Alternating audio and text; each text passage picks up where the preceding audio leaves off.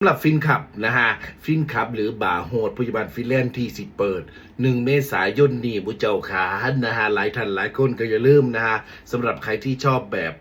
สนุกสนานแนวแบบนั้นนะฮะอย่าลืมนะฮะไปอุดหนุนไปเที่ยวไปผ่อนคลายนะฮะกับฟินขับพยาบาลฟินแลนด์สิ่งที่จะพูดถึงนี่ก็คือนะฮะสำหรับนะฮะคุณนัตตี้นะคะหรือคุณณัฐพงศ์ศิริสายนะฮะเป็นเพื่อนของพยาบาลฟินแลนด์นะฮะเป็นคนดูแลขับรถพาพยาบาลฟินแลนด์ไปหันไปนีนะขาดบ่ได้อย่างแน่นอนสำหรับเพิ่นสิเปิดฟินขับนี่มุเจ้าขาเพิ่นยังได้นั่งตำแหน่งหยังมุเจ้ารู้บ่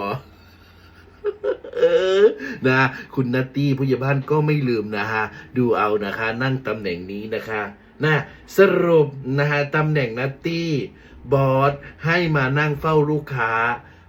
พนะรอป่านนี้วสันบุเจ้าขาภาษาบางเฮาก็สิว่ารอปภติบุเจ้ามันบ่แม่นได้รอนัตตี้รอก็รอเป็นรอปภไม่ได้นะผู้ให้คือสมจริงนี่ได้อยู่ค่ะรอปภนั่นแม่นบ่